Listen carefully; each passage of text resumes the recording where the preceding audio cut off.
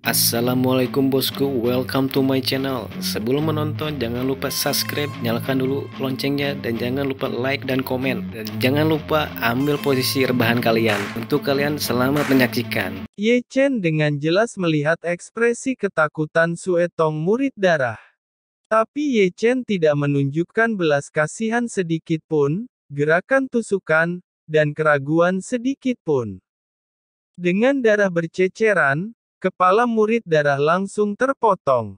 Antara langit dan bumi, saat kepala murid darah berguling ke bawah, Ye Chen terdiam di sini. Menghembuskan napas dengan keras, Ye Chen mengambil kantong penyimpanan murid darah, dan kemudian tidak lupa mengorbankan api abadi untuk membakar tubuhnya menjadi kehampaan, jangan sampai dia bangkit dengan cara yang aneh. Setelah melakukan ini, Ye Chen hanya membersihkan medan perang, lalu berbalik dan menghilang ke dalam malam. Malam, seperti biasa sepi. Saat ini, sekelompok tiga tetua telah datang ke aula kediaman obat, masing-masing mengenakan jubah ungu, mereka adalah keluarga Wu Tian. Melihat ketiga orang itu datang larut malam, apa yang terjadi? Segera, tawa terdengar, dan Dan Chen masuk.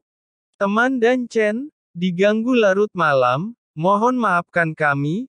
Pria tua berjubah ungu itu menundukkan tangannya dan tersenyum, kami di sini atas nama pemimpin keluarga, untuk menjemput Wu Tian Chen Ye. Dan Chen menjawab, dia sudah pergi. Apa pergi? Di sini, Ye Chen telah menemukan hutan tua di pegunungan. Setelah mengatur nafasnya selama 1 jam penuh, Ye Chen menarik nafas panjang dan membuka matanya. Inilah kultivasi tahap pembentukan inti. Ye Chen mengayunkan tinjunya dengan lembut, merasakan kekuatan dan kekuatan fisik dari tinjunya.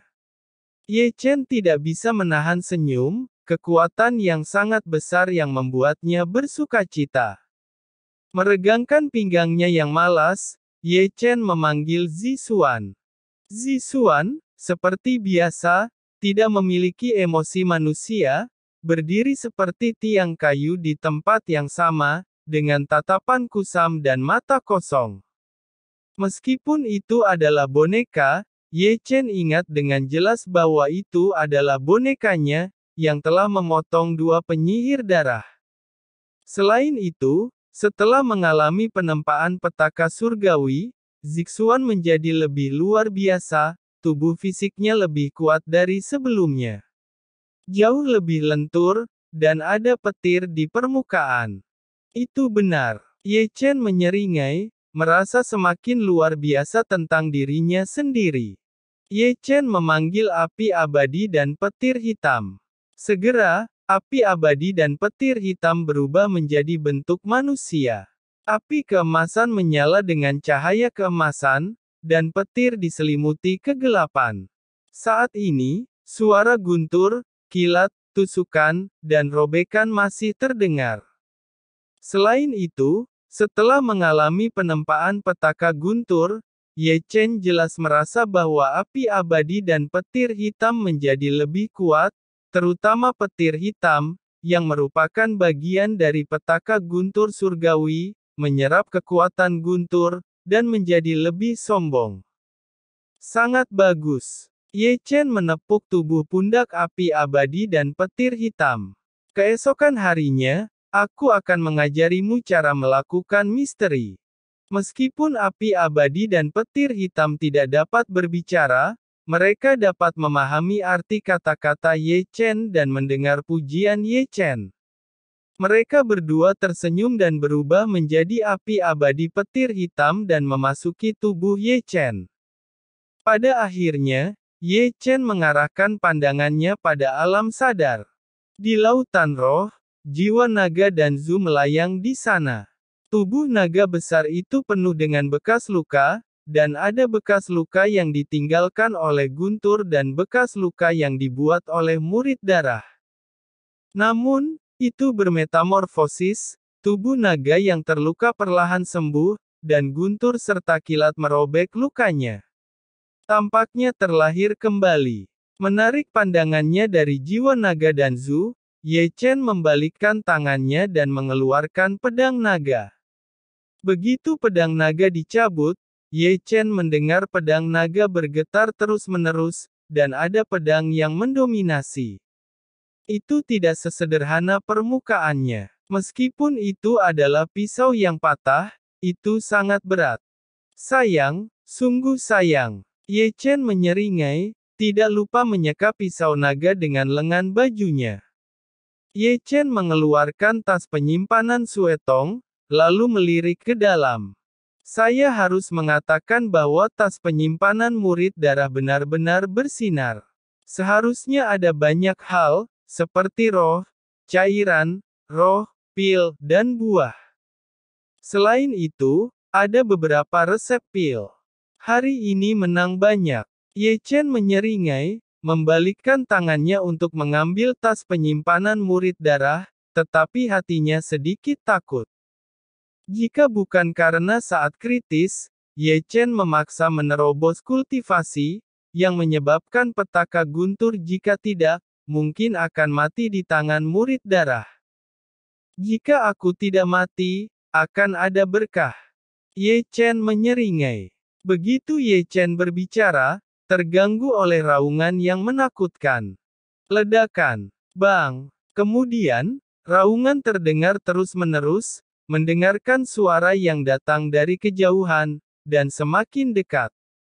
Di sini, Ye Chen telah melompat ke puncak gunung kecil, melihat ke kejauhan dengan sangat dekat, dan melihat lautan api ungu dan lautan api berdarah sekarang menghancurkan kehampaan, dan sosok ungu dan sosok juga bertarung di dua lautan api.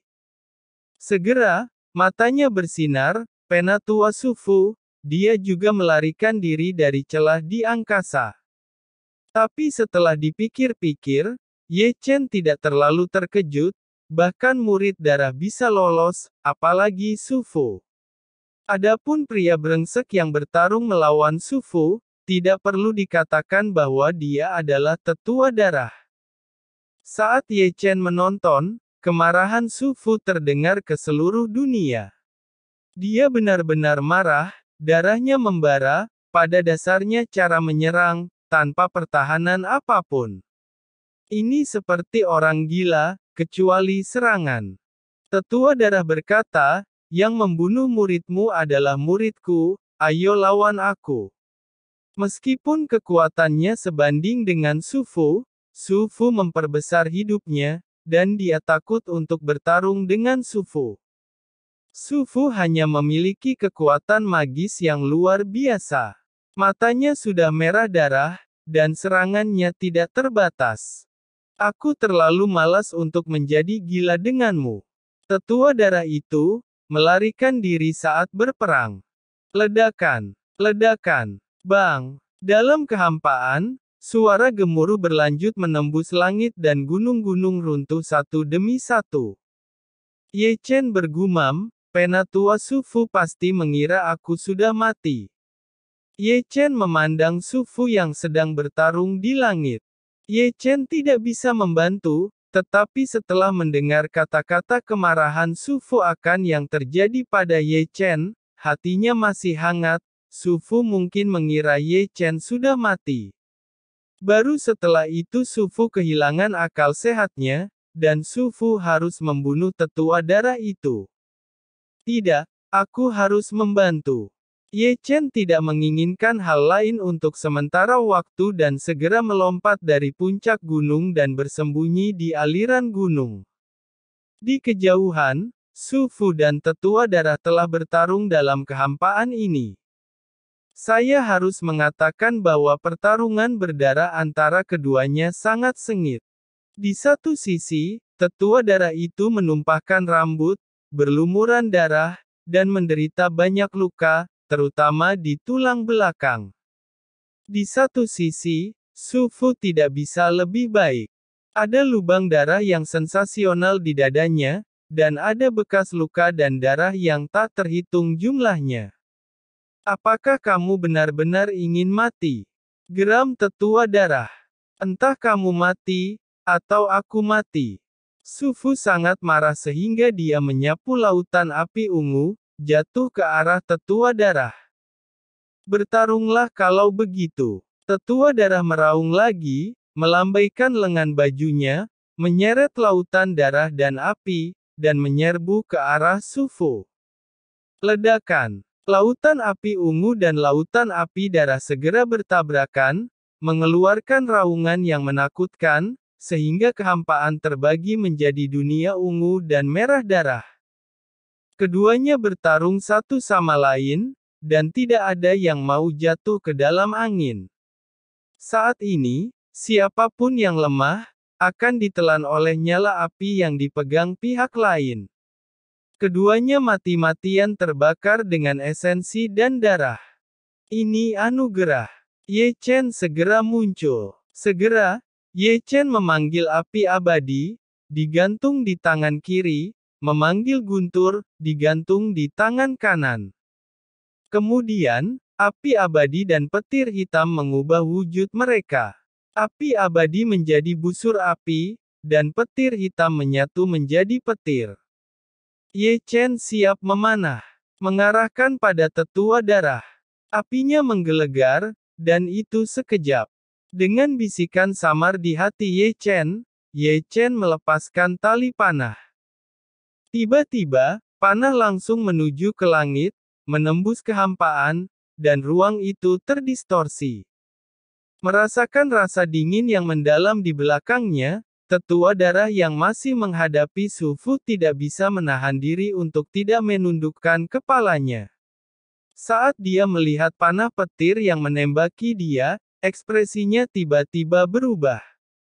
Dia dapat dengan mudah menghentikan serangan seperti itu jika ketika tidak bertarung.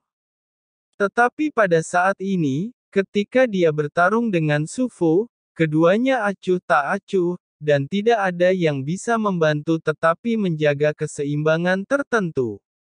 Tapi sekarang, dengan invasi kekuatan eksternal, meski serangannya tidak terlalu kuat, itu cukup untuk merusak keseimbangan saat ini. Begitu dia jatuh, dia akan ditelan oleh lautan api ungu Sufu. Brengsek. Wajah tetua darah menjadi jelek untuk sementara waktu. Sebelum melawan Sufu, dia tidak menyadari bahwa seseorang di belakangnya benar-benar menyerangnya. Keseimbangan tidak dapat dilanggar. Tetua darah segera mengangkat tangannya dan muncul, akan menghancurkan panah Dewa Guntur Ye Chen. Pada saat ini, panah kedua ditembakkan ke dalam kehampaan, membuat tetua darah hampir muntah darah di tempat. Ye Chen memahami waktunya dengan akurat. Itu bukan pertempuran yang bisa Ye Chen ikuti. Ye Chen tidak menyangka serangannya akan menghancurkan tetua darah itu. Yang harus dia lakukan hanyalah mengganggu keseimbangan antara tetua darah dan Sufu. Apa? Tetua darah itu sangat marah, mengangkat tangannya lagi, dan menghancurkan petir itu. Namun, hanya karena tetua darah teralihkan lagi, darah, api, dan lautannya tertelan lagi. Jika kemenangan dianggap 10%, maka dia hanya memiliki 40% tersisa, dan Sufu memiliki 60% akan kemenangan. Kemudian, kemarahan dan darah Ye Chen naik, dan menembakkan 3 panah dewa petir berturut-turut. Sekarang, tetua darah itu benar-benar memuntahkan darah. Pada saat ini, jika dia berpisah lagi, dia akan benar-benar ditekan oleh Sufu.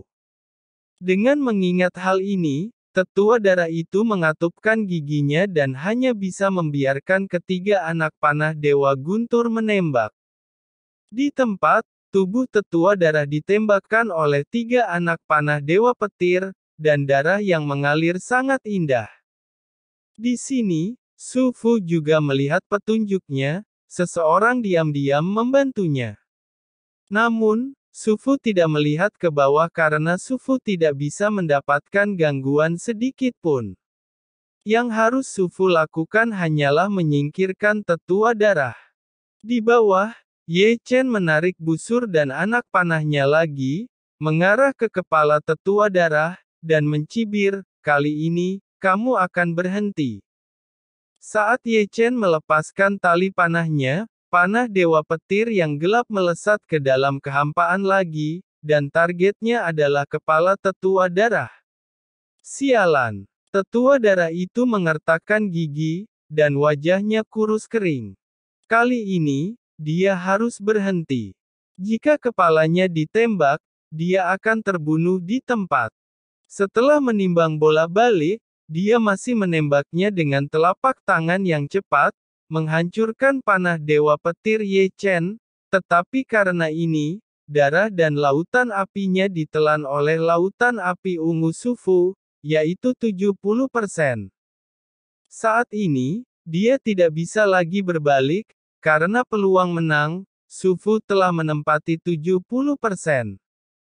Sufu, ada sesuatu untuk didiskusikan. Tetua darah itu takut, dia benar-benar takut. Sufu tidak mendengarkannya dengan sembarangan, memindahkan lautan api ungu, dan menelan dengan panik. "Kalau begitu ayo mati bersama," tetua darah meraung, membakar esensi darah, dan nafas yang keras melonjak seketika, menghentikan kecenderungannya untuk ditelan oleh lautan darah dan api. Di bawah, Ye Chen membengkokkan busur dan anak panahnya lagi, targetnya masih kepala tetua darah itu. Apinya menggelegar, seketika. Dengan jentikannya, puncak panah melesat lagi. Apa? Tetua darah itu menggeram di langit, dan ketika panah hendak menembus kepalanya, dia tiba-tiba menghindar, tetapi masih mengenai, dan dadanya ditembakkan oleh panah guntur. Saat dia melintas, lautan api ungu Sufu menelan seketika, menelan lautan darah dan apinya, bahkan tetua darah yang kehilangan keseimbangannya. Tidak, tetua darah itu mencoba yang terbaik untuk melawan, tetapi masih tidak bisa berdiri di lautan api ungu. Ledakan. Lautan api ungu melintas dalam sekejap, dan seluruh kehampaan hancur. Segera, sosok berdarah jatuh dari langit. Itu adalah tetua darah yang telah menghilang dari bentuk manusia dan menghantam tanah dengan keras. "Akan kucabut nyawamu." Sufu datang dengan pedang pembunuh berlumuran darah, dan kemampuan membunuhnya ada di mana-mana. "Aku di sini, aku di sini."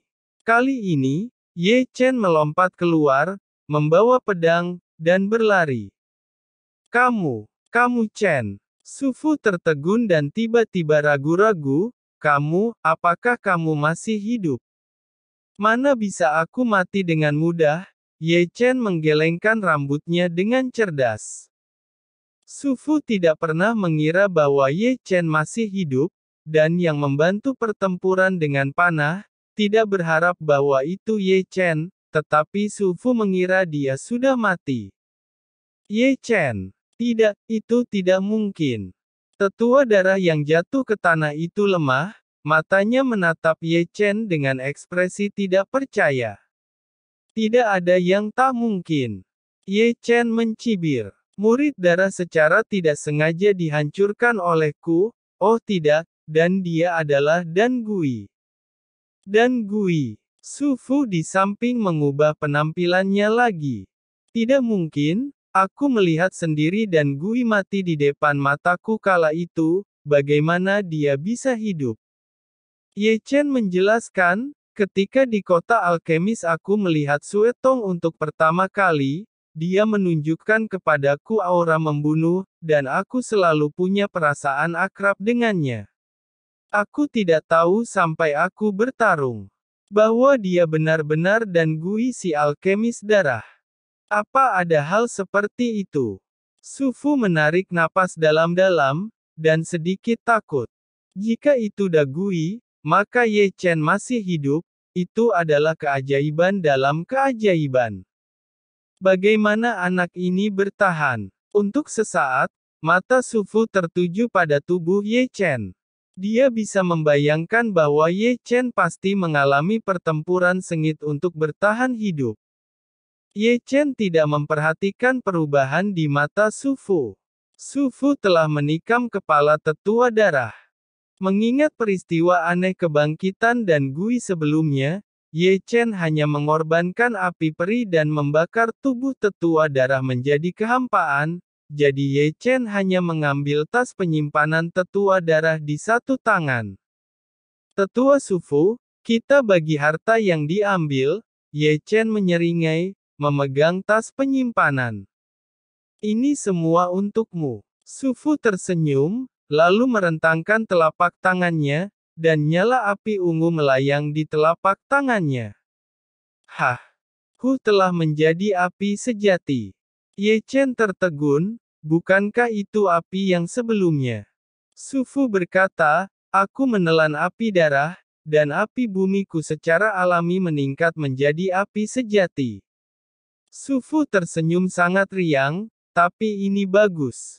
Untuk Master Alkimia, itu adalah hal yang baik ketika berhadapan dengannya. Tidak heran tetua begitu murah hati memberikan semua harta tetua darah untukku. Ternyata tetua mendapatkan api sejati. Ye Chen menatap api ungu dengan mata bulat besar mereka. Su Fu menerima api ungu, dan kemudian dia masih tidak lupa menutupi dadanya. Jantungnya masih berdetak cepat. Kau keluar bersamaku sekali, dan kamu sangat senang. Jika kamu mati, kedua saudara perempuan Chu Ling dan Chu Xuan, itu akan putus asa jika tidak kembali. Apakah kau menerobos tahap kultivasi? Su Fu terkaget melihat Ye Chen sudah menerobos.